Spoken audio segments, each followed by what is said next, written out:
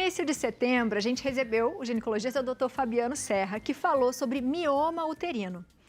Se você quiser rever essa entrevista, é só acessar o canal do YouTube da TV Aparecida. E nesse dia, mas muitas perguntas chegaram pra gente. Por isso, hoje, o Dr. Fabiano volta a participar do nosso programa para responder. E se você tem dúvida, já aproveita para mandar para o nosso WhatsApp, 12-3104-1212. Doutor, muito boa tarde. Boa tarde, vou te falar que tem muita pergunta para a gente responder. É assim que é bom, não é verdade? É maravilhoso. Eu adoro quando o pessoal participa também. É muito bom. Só para a gente recapitular, doutor. Vamos lá. O que é um mioma? O mioma são nodulações benignas que surgem no corpo do útero. Podem estar dentro da cavidade, dentro da camada muscular do útero ou na parte de fora do útero, comprimindo outros órgãos em algumas situações. A gente conversou bastante disso. Mas são tumores benignos, tá? Então não são tumores malignos, não são do mal, não viram câncer. Então é isso que a gente tem que lembrar, são do bem. Doutor, como que eles se formam? Em geral, por uma proliferação exagerada de uma célula do útero, tá? Então no útero a gente tem células musculares e essas células musculares, por alguma razão, começam a se proliferar muito rapidamente. E nessa proliferação exagerada formam nódulos. E esses nódulos são os miomas. Para a gente tratar, o que a gente pode fazer, doutor? Em geral, a gente tem dois caminhos principais. O tratamento clínico, em que a gente pode utilizar anti-inflamatórios, anticoncepcionais, e tem o tratamento cirúrgico, em que a gente pode fazer ou por esteroscopia para retirada dos miomas, ou por cirurgia, que pode ser aberta ou videolaparoscópica. Se a gente for pensar em alguma coisa, alguma consequência que a gente pode ter, quais seriam? Principalmente sangramento. Sangramento, cólica, em algumas poucas mulheres pode dar infertilidade também, principalmente quando o útero é polimiomatoso, quando a gente tem vários miomas associados, mas pode dar também compressão. Vocês lembram que eu falei de um mioma que pode dar do lado de fora do útero? Esses miomas podem comprimir bexiga, reto, então pode dar constipação intestinal, pode dar aquela sensação de que a bexiga não enche direito, né? Então toda hora vai lá e faz xixi. Então pode dar esses outros sintomas também. E as mulheres ficam um pouco receosas, principalmente as que querem engravidar, né, doutor? Completamente receosas, mas na maioria das vezes, aquele mioma que ela tem, na maioria das vezes, não é o mioma que impacta. Qual que é o mioma que impacta? Aquele que está dentro da cavidade. Então, se é um mioma que está ali onde o bebê vai implantar, esse mioma pode ter algum impacto. Não necessariamente vai ter. Tem mulheres que engravidam com o mioma ali. Mas esse sim tem um risco maior de infertilidade, ou de abortamento, ou de algumas outras alterações da gravidez. Boa. Vamos para as perguntas? Vamos. Vamos lá, Léo. Bora lá, ó. Temos a primeira pergunta da Daniele Garcia, de João Pessoa. Boa tarde, Abi, chefe Léo e doutor Fabiano. Os miomas têm a ver com os picos glicêmicos? Quando engravidei da minha bebê, que hoje tem 1 ano e 10 meses, estava com mioma. No ultrassom não apareceu. Logo no início da gravidez, antes do primeiro ultrassom, coloquei um coágulo que até pensei que era aborto, mas graças a Deus no ultrassom o bebê estava intacto. Até hoje sem explicação. Hoje não tenho mais mioma. Obrigado, Dani, viu? Muito obrigado pelo seu depoimento. Uau, hein? Daquelas perguntas difíceis, né, Léo? Pois é. Essa aqui mas vamos tentar difícil, responder doutor. a Dani aqui. Dani, o que pode ter acontecido? Existem alguns miomas que são miomas que às vezes ficam dentro da cavidade, né? E são miomas às vezes pequenos e que podem degenerar. E esses miomas podem acabar de alguma forma sendo expulsos do corpo. Então a mulher, por algum motivo, ela joga esse mioma para fora, o que a gente chama de mioma parido. Esse mioma sai mesmo pelo colo do útero e de alguma forma pode ser expelido. Não sei se foi exatamente isso que aconteceu, não consigo dizer pela história. Em geral, o mioma que aparece, ele não desaparece tão facilmente. Então, pode ser que também não tenha sido visto no ultrassom, às vezes é um mioma muito pequenininho, e às vezes está num aparelho de ultrassom que é pior do que o aparelho de ultrassom que foi usado anteriormente, às vezes não foi tão visibilizado adequadamente. Então, a gente tem outros fatores aí que podem contribuir, que às vezes o mioma é tão pequeno, Abi, que às vezes vê no ultrassom, mas não vê no outro. E aí o pessoal fica com essa, sumiu? Sumiu, às vezes como não, assim, ele tá né? lá. Aí pode fazer 1 ou 2 depois, vai aparecer de novo, enfim. Porque às vezes ele é muito pequenininho e passa despercebido ali. Boa. Agora, se ele sumiu de vez, agradeça. Agradeça. Né? Maravilhoso. Vamos para a próxima pergunta. Vamos lá. Temos mais uma pergunta aqui, vamos ver. Leila Pinheiro, Rio das Flores. Eu tenho mioma há mais de 20 anos. Gostaria de saber se depois da menopausa ele pode desaparecer. Obrigado pela pergunta. Leila não, desculpa. Lélia. Obrigado, Lélia. Lélia, é o seguinte, os miomas eles não desaparecem na menopausa, sabe, Abi? São nódulos e esses nódulos persistem no útero. O que pode acontecer é que eles reduzem de volume. Então é como o útero todo fica um pouco mais atrófico na mulher na pós-menopausa. E com isso é como se os miomas recebessem menos sangue, eles ficassem um pouco menos vascularizados e às vezes acabam que eles murcham um pouquinho. Mas desaparecer não desaparecem. O fato é, se não tem sintomas, se não tem nada que te incomode em relação a esses miomas, eles vão permanecer aí na pós-menopausa, sendo acompanhados sem grandes repercussões. Boa. Agora, a gente tem um monte de pergunta que já foi feita, mas chegou uma fresquinha, já vou aproveitar para fazer. Vamos lá, da Lilian Cecília, de Ribeirão Preto, São Paulo. Doutor, eu tenho um mioma intramural. Já tirei vários pólipos. Tenho cólicas e mesmo com anticoncepcional, continuo a menstruar. Detalhe, sofro sempre com anemia. Qual sugestão? Muito obrigada. Obrigada a você, Lilian. Olha, Lilian, difícil dar uma orientação nesse sentido porque eu não estou fazendo uma consulta, mas eu vou te falar quais são as possibilidades de tratamento que a gente tem também pensando nisso. O anticoncepcional, muitas vezes, ele não consegue inibir o sangramento completamente de algumas mulheres. Mas existem situações em que a gente pode entrar ou com um anti-inflamatório ou com um remédio que chama ácido tranexâmico, que ele é um estabilizador do coágulo. Então a gente conseguiria, nesses casos, tentar conter o sangramento quando ele começar. Então não é que ele vai te impedir de sangrar, mas talvez ele te impeça de continuar sangrando. Então talvez essa seja uma forma de diminuir o sangramento e melhorar um pouco dessa anemia, que uma das formas da gente tratar realmente é desse jeito que eu falei. Em último caso, a anemia é grave, não está resolvendo, se você já tem filhos, vale considerar a retirada do útero como uma solução definitiva.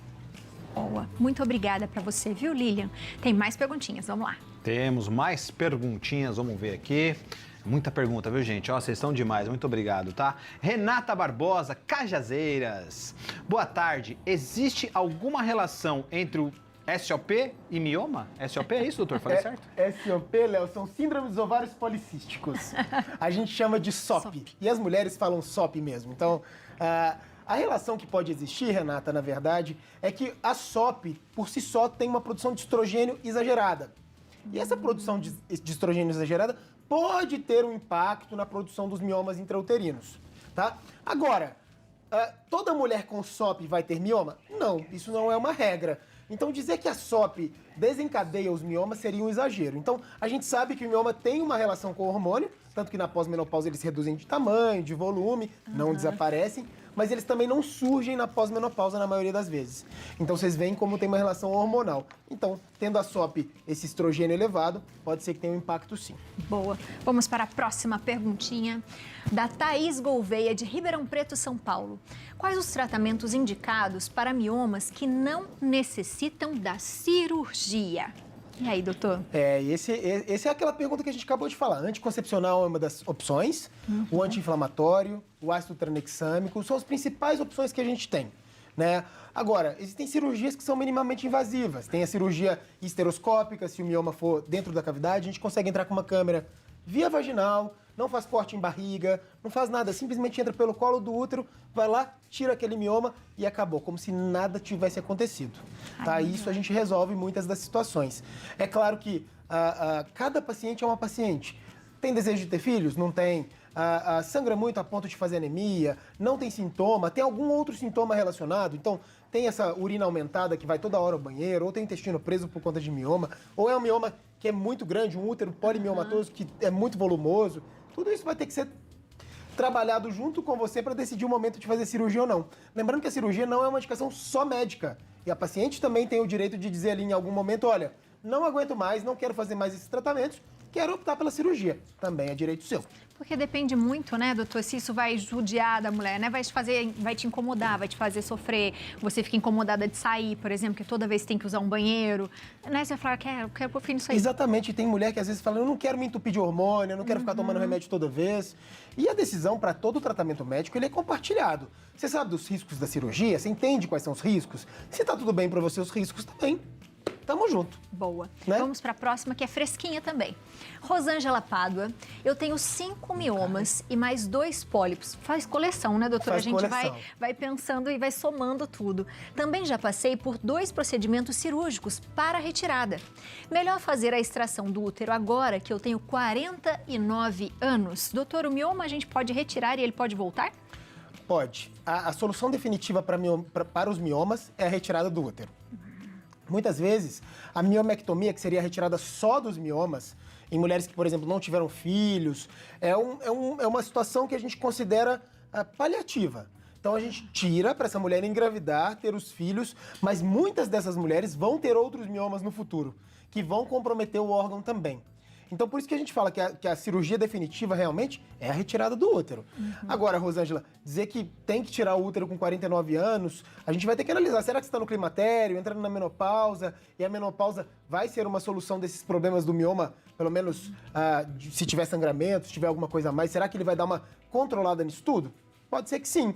E aí eu não veria indicação. Os pólipos são etiologias diferentes dos miomas, né, Abi? Então, os pólipos é como se fosse uma carninha que cresce ali dentro do útero. Eles são molinhos. Os miomas são durinhos. Então, quando a gente encosta, o mioma é bem mais durinho do que o pólipo.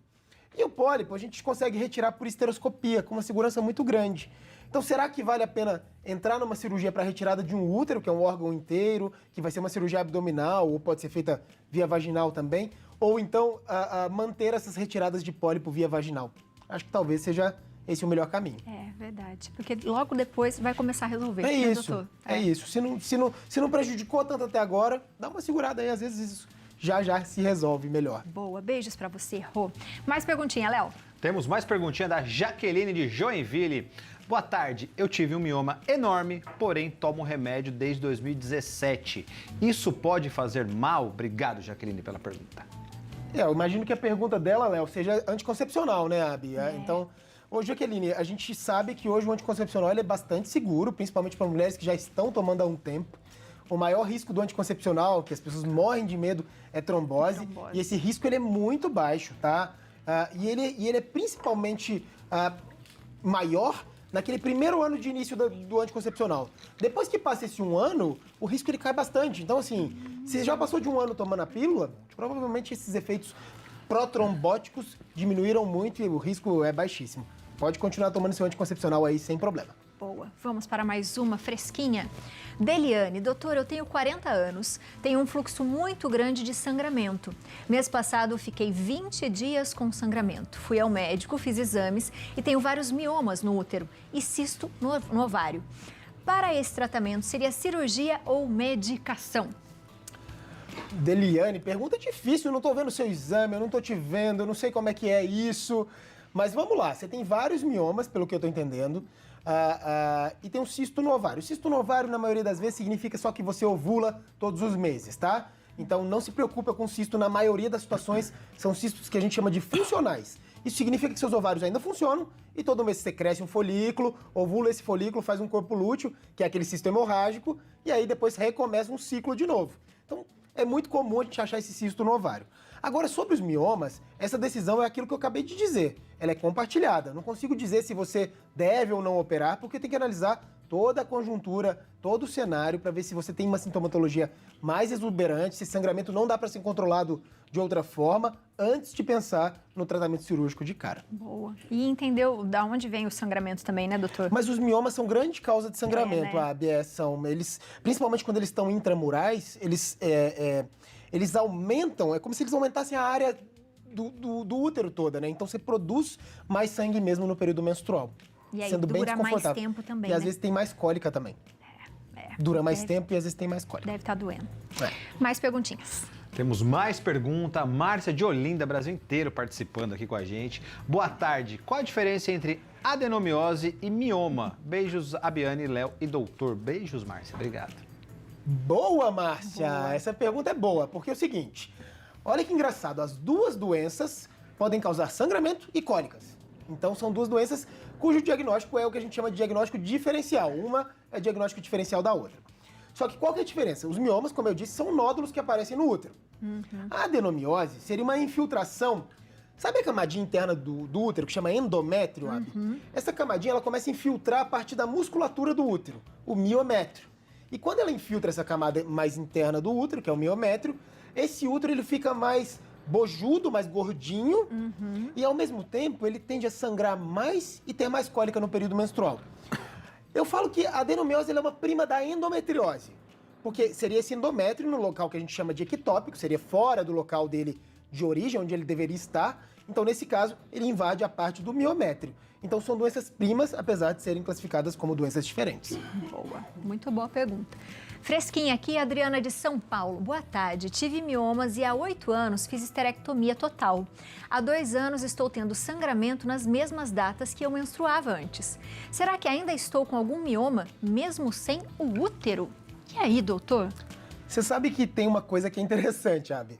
A esterectomia, se ela é subtotal, ou seja, se deixa ali um pedacinho do colo do útero, acima do colo do útero pode sobrar um resquício de cavidade uterina. Então, na hora que fecha, pode ser que ali tenha sobrado um restinho do corpo do útero. Nossa. E aí é como se ela menstruasse todos os meses daquele restinho. Existem situações em que isso pode acontecer. Sem grandes malefícios, né? Só vale a pena confirmar isso com seu ginecologista, que é realmente isso, mas a princípio nada para preocupar. Gente, que interessante isso, doutor. Porque imagina, a gente tem o útero, né? Então a gente tem o útero, ele parece uma coxinha de cabeça para baixo, né? O colo do útero seria o biquinho da coxinha ali. Se eu tiro tudo até o biquinho da coxinha, não vai ter sangramento.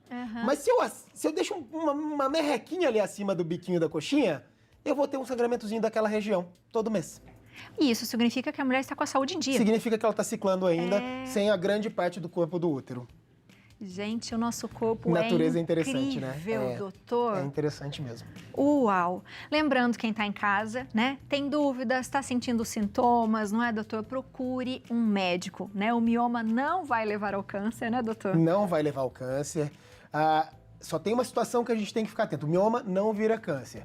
Mas se o útero cresceu demais, muito rapidamente, percebendo que os nódulos têm crescido exacerbadamente no acompanhamento ultrassonográfico aí, tem que fazer uma investigação mais aprofundada.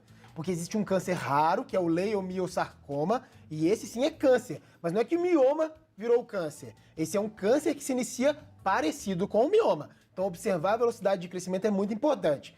Mas o que é mais legal? A maioria é mioma mesmo, a maioria não é câncer. Então, fique em paz aí se você tem um diagnóstico de mioma, só observar. E é um mês especial, né, doutor? Outubro Rosa. E acho que é legal a gente colocar em dia os nossos exames, a mamografia, não é, doutor? Pra gente se prevenir. É verdade. Melhor. A rotina ginecológica ela é obrigatoriamente anual, né? Então, não dá pra fugir do ginecologista. Tem gente que odeia passar com o médico ginecologista. Aquele bico de pato, né? O Papa Nicolau. As mulheres reclamam muito. Mas a gente sabe da importância que é o rastreio do colo do útero. O colo do útero é o único câncer que a gente consegue, de fato, prevenir, porque a gente detecta lesões que são pré-câncer, então é muito importante. E a mamografia, ela vai trazer pra gente o diagnóstico precoce. Então, aquelas mulheres que às vezes têm câncer de mama, a gente diagnostica de forma precoce, e o diagnóstico precoce garante aí mais de 95% de cura. Então, vale a pena fazer, não dá pra fugir. Vale muito a pena fazer, viu? Mulher, cuide de você, não esqueça, não. Eu sei que você cuida da sua família, do seu esposo, do seu filho, quer abraçar todo mundo, mas para isso você precisa estar com a saúde em dia, né, doutor? Verdade, isso é uma coisa que eu sempre falo. Para cuidar do outro, você tem que estar bem. Tem que estar bem, viu, minha gente? Doutor, seja sempre muito bem-vindo à nossa Santa Receita. Bombou de pergunta, você viu? Bombou de pergunta, e aí vamos bombar mais. Mês que vem estamos aí de novo. Estamos de novo. Uma nova pauta. E ó, você de casa ficou com dúvida? Entre em contato com o doutor, o Instagram é @Dr. Fabiano Serra, YouTube Dr. Fabiano Elisei Serra e o site drfabianoserra.com.br. Você vai ver várias crianças lindas lá no Instagram. Com certeza, é verdade. Postei um agora, né? Ai, que gostoso. Obrigado, Abi. Obrigado, pessoal. Viu? Obrigado, Léo. Muito bom, minha gente.